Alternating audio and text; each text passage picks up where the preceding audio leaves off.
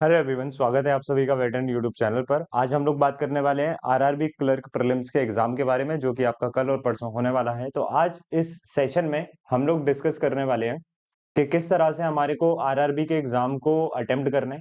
क्योंकि हमारा टारगेट अगर 80 आउट ऑफ 80 है तो यहाँ पे एक छोटी सी स्ट्रेटेजी काम में आ जाती है।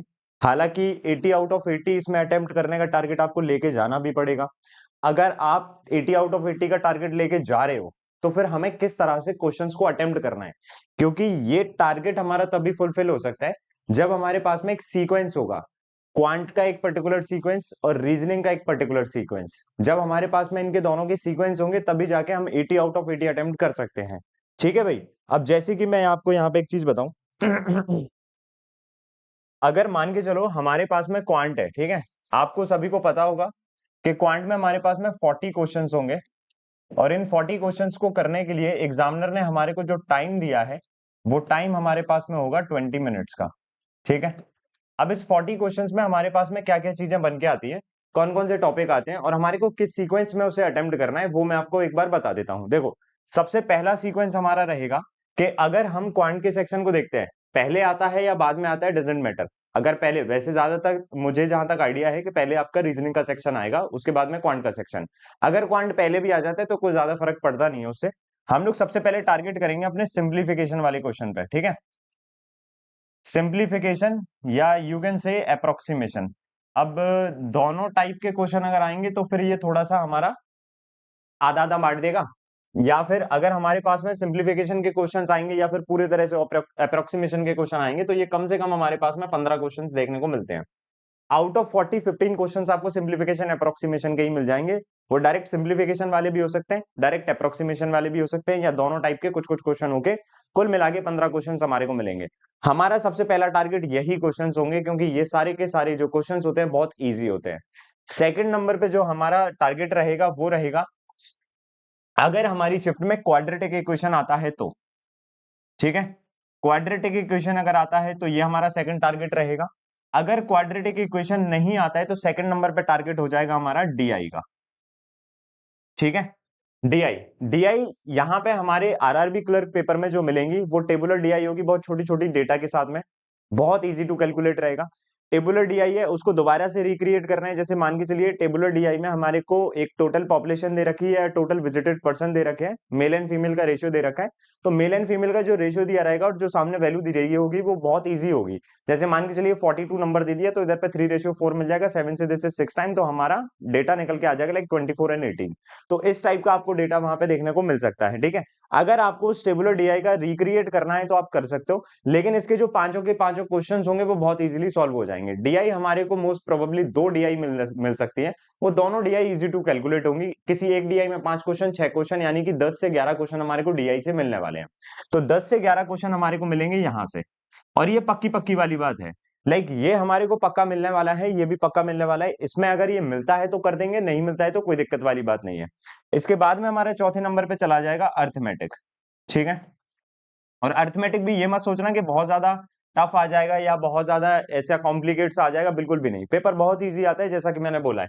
15 क्वेश्चन आपको सबसे पहले ये करना है, इनको टारगेट करना है, क्योंकि ये नंबर जो क्वेश्चंस होंगे ये डायरेक्ट आपके सॉल्व होंगे और बहुत ज्यादा हमारे को नंबर ऑफ अटेम्प्ट्स दे देंगे। और जैसी नंबर ऑफ अटेम्प्ट्स होते हैं तो कॉन्फिडेंस बूस्ट होता है एग्जाम सेंटर में ही उसी समय, और वो बहुत जरूरी है। उसके बाद में आप टारगेट करेंगे डीआई को, क्योंकि क्वाड्रेटिक इक्वेशन अगर मिलता है तो कर लेना, नहीं मिलता है तो फिर डीआई को टारगेट करना। एंड देन उसके बाद में अर्थमेटिक को आपको टारगेट करना है। 10 से 12 क्वेश्चन आपको इसमें मिल जाएंगे। ठीक है। 10 से 12 क्वेश्चन इसमें मिलेंगे। इसके बाद में सबसे लास्ट में आपने करना है नंबर सीरीज। अब हालांकि नंबर सीरीज भी हमारे पास में इजी ही मिलेगी हमको, लेकिन तब भी हम इसे सबसे लास्ट में करेंगे। अब अर्थमेटिक जब आप बीच बीच में से करते जा रहे हो, लेकिन मान के चलो आपको लगता है कि यार एक आध अर्थमेटिक का क्वेश्चन मेरे से नहीं हो रहा है, तो फिर नंबर सीरीज में जाइए। अब जब आप ये सारी चीजें अटेम्प्ट कर रहे होगे तो आपका सीक्वेंस यही रहना चाहिए भाई। सबसे पहले सिंप्लीफिकेशन करना है, क्वाड्रेटिक आती है तो कर देंगे, नहीं आती है तो कोई बात नहीं। डीआई करना है, देन उसके बाद में अर्थमेटिक करना है, देन उसके बाद में हमारे को नंबर सीरीज करना है। ये हमारा सीक्वेंस रहेगा क्वांट में। अब इसमें एक चीज और भी है जो कि आपको बहुत आगे लेके जाएगी। इसमें एक चीज है कि आपको टाइम वेस्ट नहीं करना है। समझ में आ रहा है कि किसी भी जगह आपको लगता है अगर कि ये क्वेश्चन मेरे से बहुत ज्यादा टाइम ले रहा है, देखो यहां पे हम लोग ने सीबीसी क्लास करी थी, कोई भी सिंप्लीफिकेशन या अप्रोक्सीमेशन का जो क्वेश्चन होता है वो आपका 25 से 30 सेकंड में आराम से अटेम्प्ट होगा। डीआई के पर्टिकुलर जो क्वेश्चंस होते हैं वो भी 30 सेकंड के आसपास में अटेम्प्ट होते हैं। अर्थमेटिक के जो पर्टिकुलर क्वेश्चंस होते हैं वो 45 सेकंड या 30 सेकंड से 45 सेकंड के आसपास में अटेम्प्ट होते हैं। तो हमारे को हर एक टाइप के क्वेश्चंस की टाइमिंग पता है कि इंडिविजुअल टाइमिंग क्या है। किसी भी क्वेश्चंस में अगर अप्रोक्सीमेटली आपका 1 मिनट के आसपास दिख रहा है कि भाई मैंने इसमें 1 मिनट के आसपास दे दिया, उस क्वेश्चन को वहीं स्किप करके आगे बढ़ना है आपने। अगर आपको लग रहा है कि इसमें टाइम बहुत ज्यादा जा रहा है, तो 2 मिनट जा रहा है, 2.5 मिनट जा रहा है, 3 मिनट के बाद में आपको लग रहा है कि भाई अब इसे स्किप कर देना चाहिए, तो ऑलरेडी लेट हो चुके हो आप।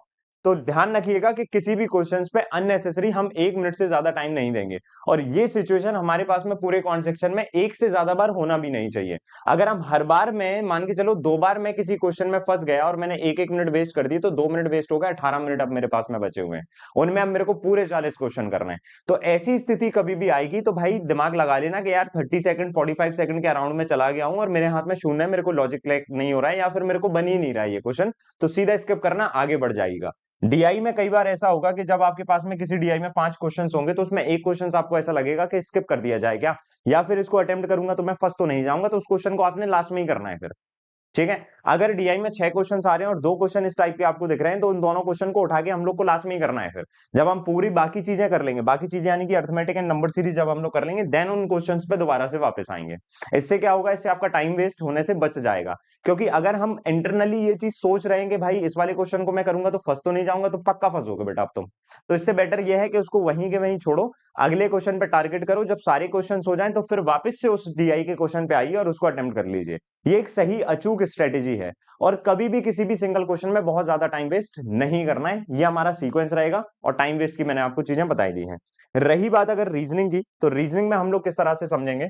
रीजनिंग में थोड़ा सा हमारे को समझना पड़ेगा कि टाइमिंग हमारे पास में एक्स्ट्रा है। रीजनिंग में भी हमारे पास में नंबर ऑफ क्वेश्चन तो 40 ही है, लेकिन अगर हम बात करें टाइमिंग की, तो टाइम हमारे पास में यहाँ पे 25 मिनट मिल जाता है। और ये हमारी हेल्प कर देता है, और यही हमारे लिए सबसे ज्यादा इंपॉर्टेंट चीज भी है। यहाँ पे क्या है, सबसे पहले आप लोग क्या करेंगे, इधर पे मैं सीक्वेंस बता देता हूं। आपके पास में मिसलेनियस क्वेश्चन आपको सबसे पहले करना है। अब मिसलेनियस क्वेश्चन में क्या होता है, जैसे कि सिलॉग्स, मिसलेनियस जैसे कि इनइक्वालिटी, मिसलेनियस जैसे कि coding decoding, coding decoding Chinese वाली, मिसलेनियस जैसे कि वो सारे क्वेश्चन जो कि सेट्स में आते हैं। Sets in the sense 5 question के सेट में, 4 क्वेश्चन के सेट में, 3 क्वेश्चन के सेट में। तो ये टाइप के क्वेश्चन हमारे होते हैं मिसलेनियस वाले, जो कि बहुत तेजी से हो जाते हैं। और ये तेजी से करना क्यों है, जैसे हम लोग ने क्वांट में तेजी से इन क्वेश्चंस को क्यों किया है, क्योंकि एक तो हमारे पास में नंबर ऑफ क्वेश्चंस आ जाते हैं, और साथ ही साथ में हमारे को ये भी रहता है कॉन्फिडेंस कि यार हमसे ये चीजें बन रही हैं, और हमसे चीजें बन रही हैं तो बाकी की चीजें हम लोग बनाएंगे। देन आफ्टर आप लोग जाइएगा पजल के ऊपर। ठीक है, आप ये मत सोचना कि मैं पजल अटेम्प्ट नहीं करूंगा, आपने पजल के ऊपर में जाना है भाई। पजल आपके पास में डुएबल आएंगी, 3 पजल भी हो सकती है, 4 पजल भी हो सकती है। विश्वास मानिएगा, अगर 3 पजल हैं तो 15 क्वेश्चन, 4 पजल हैं तो आपके 20 क्वेश्चन डायरेक्ट यहीं से होने वाले हैं, और टाइम है आपके पास में। मिसलेनियस वाला पोर्शन करेंगे आप, मिसलेनियस के बाद में आप लोग पजल वाले पोर्शन करेंगे। पजल में कौन सी पजल, जैसे मान के चलिए मेरे पास में 3 पजल आ गई, एक पजल है बॉक्स वाली, एक पजल है फ्लोर वाली, और एक पजल है हमारे पास में लीनियर वाली। लीनियर में 7 बंदे बैठे हैं, नॉर्थ में देख रहे हैं, खेल खत्म। लीनियर में 7 बंदे बैठे हैं, नॉर्थ एंड साउथ देख रहे हैं, खेल खत्म, बन जाएगी। सर्कल में 8 बंदे बैठे हुए हैं, इनसाइड फेस कर रहे हैं और कुछ भी तो वेरिएबल है, बन जाएगी। वेरिएबल बहुत रेयर चांस है कि वेरिएबल आपको मिलेगा। Floor base puzzle, box puzzle, linear puzzle, हम लोग ने क्या करना है, फ्लोर करना है, लीनियर करना है, देन बॉक्स करना है। सीक्वेंस आपको अपने अकॉर्डिंग करना है कि किस पजल में आपको कितना टाइम लगता है। एक पजल बनाने में जो टाइमिंग जाएगी क्लरिकल प्रीलिम्स की, अगर मैं पजल की टाइमिंग की बात करूं, तो वो हमारा 1.5 से 2 मिनट के बीच में पजल और पहला क्वेश्चन अटेम्प्ट हो जाएगा। 1.5 से 2 मिनट के बीच में पजल और पहला क्वेश्चन अगर अटेम्प्ट हुआ, तो बाकी के क्वेश्चन जो तुम्हारे 4 रिमेनिंग क्वेश्चन रहेंगे वो अंडर 1 मिनट चारों के चारों क्वेश्चन हो जाएंगे। तो ये आपको पूरी की पूरी टाइमिंग जो है बैठा के रखना है, क्योंकि बहुत सी पजल ऐसी होंगी जो 1 मिनट में भी बन जाएंगी, बहुत सी पजल ऐसी होंगी जो 1.5 मिनट में बनेगी, बहुत सी पजल ऐसी होंगी जो 45 सेकंड में भी बन जाएंगी। और ये पॉसिबल है। इसके बाद में जो तीसरे नंबर पे सीक्वेंस रहेगा, वो रहेगा आपके वो क्वेश्चन जिनमें सेट्स ऑफ 3 क्वेश्चन आते हैं। सेट्स ऑफ 3 क्वेश्चन किस में आते हैं, जैसे ब्लड रिलेशन, ठीक है, जैसे कि direction sense. Okay, direction sense हो गया, ब्लड रिलेशन हो गया। या फिर आपके पास में कुछ ऐसा क्वेश्चन हो गया जिसमें 3 के सेट में क्वेश्चन उसने दे दिए, ऑर्डर रैंकिंग। ऑर्डर रैंकिंग वाला क्वेश्चन कैसे, वेट का ऑर्डर दे दिया उसने, रैंकिंग के फॉर्म में क्वेश्चंस दे दिया हमको, वेट का अरेंज कर दो, कौन छोटा कौन बड़ा, है ना, एज के फॉर्म में दे दिया, एक्सपीरियंस के फॉर्म में दे दिया। तो ये होते हमारे सेट्स ऑफ 3 क्वेश्चंस वाले, इसमें भी 3 क्वेश्चन मिलेंगे, इसमें भी और इसमें भी। इसके साथ साथ में मिसलेनियस में हमारा एक और सेट आ जाता है, विच इज अल्फा न्यूमेरिकल। अगर आपकी शिफ्ट में अल्फा न्यूमेरिकल आ रहा है तो मेरे को थोड़ा सा ऐसा लगता है कि अल्फा न्यूमेरिकल में टाइम ज्यादा दे देता है स्टूडेंट। तो इस वाले टाइप के क्वेश्चन को आप लोग लास्ट में कीजिएगा। जैसे कि हमारा स्पीड मैथ में नंबर सीरीज भी आता है, बट ये यूजुअली टाइम ज्यादा ले लेता है, इसलिए हम लोग ने स्पीड मैथ के क्वेश्चंस को वैसे तो स्टार्टिंग में कर रहे हैं ये भी और ये भी, लेकिन ये अगर आ जाता है तो इसे लास्ट में करेंगे। सिमिलरली यहाँ पे हमारा अल्फा न्यूमेरिकल सीरीज जो होता है इसको हम लोग उठा के लास्ट में रखेंगे, और बाकी सीक्वेंस हमारा ऐसे ही रहेगा। बाकी का सीक्वेंस हमारा ऐसे ही रहने वाला है, like this this and this, ये इस टाइप से हम लोग सीक्वेंस करेंगे। और इसके अलावा हमारे को रीजनिंग में कुछ भी देखने को नहीं मिलेगा। आपने अपनी स्पीड को आपको इतना रखना है, इतना फास्ट रखना है कि आप लोग अच्छे से उसको पढ़ भी रहे हो, यानी आपका एलयूए भी बहुत अच्छे से लग रहा है, लैंग्वेज अंडरस्टैंडिंग एबिलिटी, आप सही पढ़ रहे हो, अच्छे से पढ़ रहे हो, फास्ट पढ़ रहे हो। 25 मिनट में मेरा विश्वास मानना कि जो भी एग्जाम में आपके पास में क्वेश्चंस आने वाले हैं, आपके पास में कम से कम 5 मिनट यहाँ पे रिमेनिंग बचेगा। उस 5 मिनट में आपको क्या करना है, बैठना नहीं है सेंटर में ऐसे ऐसे निहारना नहीं है किसी को भी। उस बचे हुए टाइम में आपके पास 2 मिनट बचता है, 5 मिनट बचता है, 1 मिनट बचता है, बहुत होता है भाई। उस बचे हुए टाइम में सबसे पहले आप लोग अपने सिलॉक्स को वेरीफाई करेंगे, इनइक्वालिटी को वेरीफाई करेंगे, ठीक है। इसके बाद में अल्फा न्यूमेरिकल के क्वेश्चंस को वेरीफाई करेंगे, ठीक। इसके बाद में डायरेक्शन सेंस के क्वेश्चंस को और ऑर्डर रैंकिंग को वेरीफाई कर लेंगे, क्योंकि ये कुछ चुनिंदा क्वेश्चंस हैं जो कि एरर दे सकते हैं। क्वांट में अगर मान के चलो इनकेस आपके पास में टाइम बचता है, वैसे तो नहीं बचेगा, अगर बचता है और नहीं बचेगा वो फैक्ट है, तो क्वाड्रेटिक इक्वेशन अगर आपकी शिफ्ट में आएगी तो इसको एक बार अच्छे से जब भी आप इसे अटेम्प्ट कर रहे होगे तो फोकस के साथ में आप इसे अटेम्प्ट कीजिएगा, ठीक है। एंड नंबर सीरीज में हमारे को ऐसा देखने की कोई जरूरत है नहीं, सिंप्लीफिकेशन अप्रोक्सीमेशन, हाँ अप्रोक्सीमेशन अगर आता है तो इसको एक बार देख लेना कि भाई आंसर मैंने सही टिक किया है या नहीं किया है, या जिस समय मैं टिक कर रहा हूं तो उसी समय मैं सही टिक कर रहा हूं या नहीं कर रहा हूं, क्योंकि लास्ट में टाइम नहीं मिलेगा, बट यहां टाइम मिलेगा आपको लास्ट में, इसमें टाइम मिलेगा आपको। इसमें 25 मिनट बहुत ज्यादा होते हैं भाई, इसमें आपके पास में टाइम रहेगा, अगर आपने अच्छे से प्रिपरेशन की होगी तो टाइम आपके पास बचेगा, और इनकेस अगर आपकी प्रिपरेशन एवरेज टाइप की है तो टाइम नहीं भी बचेगा तो कोई दिक्कत वाली बात नहीं है, आप फर्स्ट टाइम में जब भी आंसर लगाओ तो बिल्कुल एकदम फोकस के साथ, ठीक है। इसके अलावा मैं आपको एक चीज दिखा दूं, इसके अलावा मैंने यूट्यूब पर, ये हमारा यूट्यूब चैनल है, जिसने सब्सक्राइब नहीं किया सब्सक्राइब कर लीजिएगा। यहाँ पे मैंने एक आरआरबी क्लर्क प्री की एक प्लेलिस्ट बना रखी है, अगर आप इसे जाके देखोगे, थोड़ा सा एक जायजा ले लेना इस चीज का, एक सेकंड में नेट चालू कर देता हूं, इसका थोड़ा सा एक आइडिया ले लेना। मैं ये प्लेलिस्ट आपको इसलिए दिखा रहा हूं क्योंकि यहाँ पे आपको, अब जैसे मान के चलिए कि प्रैक्टिकली आपको नहीं पता कि किस तरह से हमारे को चीजें करना है, एक सेकंड रुकिए। देखिए जैसे यहाँ पे आ जाओ, ये प्लेलिस्ट के वीडियो है, ठीक है, ये रहे, ये प्लेलिस्ट के कुछ वीडियोस मैंने डाल रखे हैं। जैसे स्पीड मैथ में अगर आपको दिक्कत आती है देख सकते हो, अर्थमेटिक किस तरह की आती है इसे देख सकते हो, डीआई हमारी किस तरह की आ सकती है इसे देख लो, और क्वांट का मैंने एक एक्सपेक्टेड पेपर करा रखा है, आप इसे देख सकते हैं।